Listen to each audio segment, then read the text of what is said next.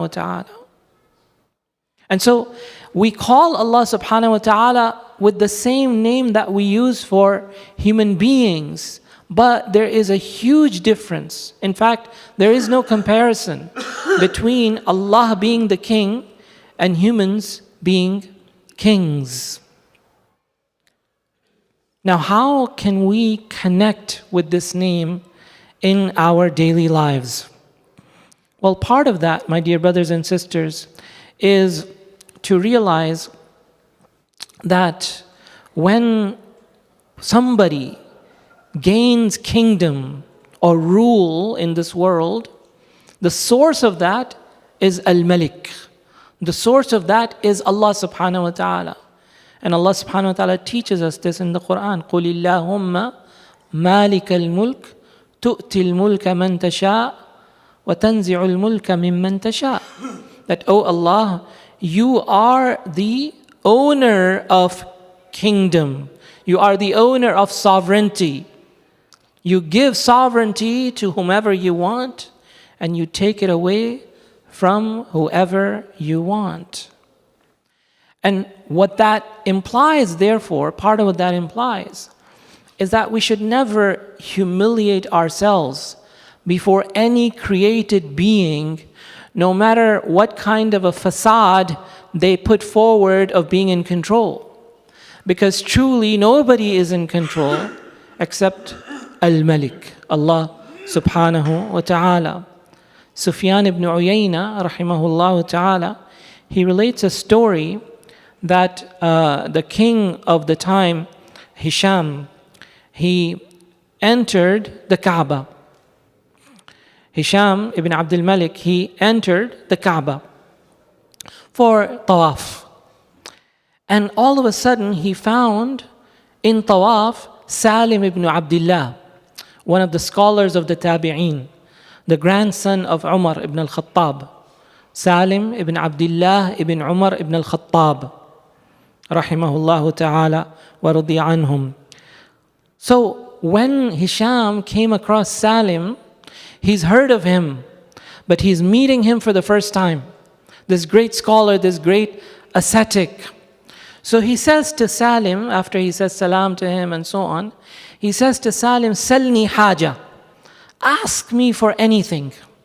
I'm the king. I'm so happy to meet you. In other words, if you have any need, please tell me now. I would like to fulfill some of your need. Ask me for any need. Salni haja. So Salim said to him, they're standing in front of the Kaaba. They have come across and met each other in front of the Kaaba. So Salim says to him, Inni astahi min Allahi an as'ala fi baytihi ghayrah.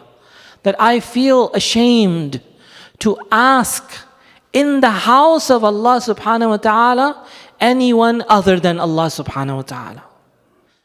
So Hisham became quiet and he understood the situation. And so Hisham left the masjid and waited for Salim to finish his ibadah and come outside of the masjid. So when Salim came out of the masjid, now Hisham approached him again.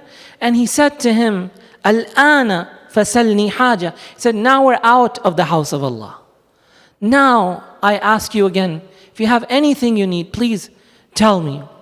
And so Salim said to him, Min hawaij ad-dunya am min hawaij al-akhirah? Do you want me to ask you to fulfill a need of mine in this world or a need of mine in the hereafter? فَقَالَ مِنْ حَوَائِجِ الدُّنْيَا. So Hisham said, well, obviously from the needs of this world, because I have no control over the hereafter. And so Salim said to him, Wallahi, مَا سَأَلْتُ الدُّنْيَا مَنْ يَمْلِكُهَا فَكَيْفَ أَسْأَلُهَا مَنْ لَا يَمْلِكُهَا. He said to him, I swear by Allah that I did not ask anything of this world from the one who owns it, from the one who is the sovereign over this dunya. Then how can I ask something of this dunya from someone like you who don't really own any of it? You see, this is when we understand who truly is the owner, who truly is the sovereign, who truly is the king. Dear brothers and sisters, Rasulullah sallallahu alaihi wasallam, he said that the most disliked of names to Allah subhanahu wa ta'ala is when somebody is called a king of kings. When somebody is called, Shahin Shah, the king of kings, or Malikul Amlak, because this is something that only belongs to Allah subhanahu wa ta'ala. The last thing that I want to say, my dear brothers and sisters, anytime we are trying to study the names of Allah subhanahu wa ta'ala, one of the things that we should think about is how we can exhibit the meaning of this name in our own lives. So if Allah is Rahim, we ought to show Rahmah. If Allah is Alim, we ought to acquire ilm. So if Allah is al-Malik, how are we supposed to cultivate the meaning of this name in our own character? And here there are a few things that the ulama have mentioned, but for the sake of time I'm only going to mention one thing. And that is that we all have a kingdom. Allah has given us all a kingdom.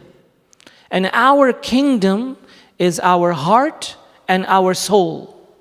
And our soldiers are our shahawat and our temper and our affections. Our subjects are our tongue and eyes and hands and the rest of our organs. If we rule them and they do not rule us, then we will attain the level of a king in this world.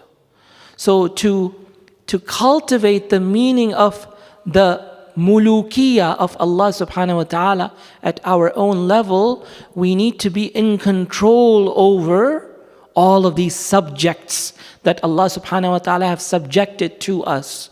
If we roll over our egos, if we rule over our shahawat, if we rule over our temper, then we are living as a abd of al-Malik.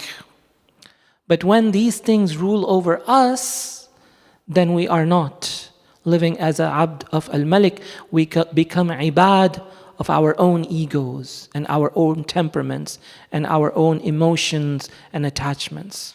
May Allah subhanahu wa ta'ala attach our hearts to all of His names. May Allah subhanahu wa ta'ala help us humble ourselves before Him rather than any other human king of this world. Ameen Ya Rabbil Alameen. Wassalamu alaikum wa rahmatullahi wa barakatuh.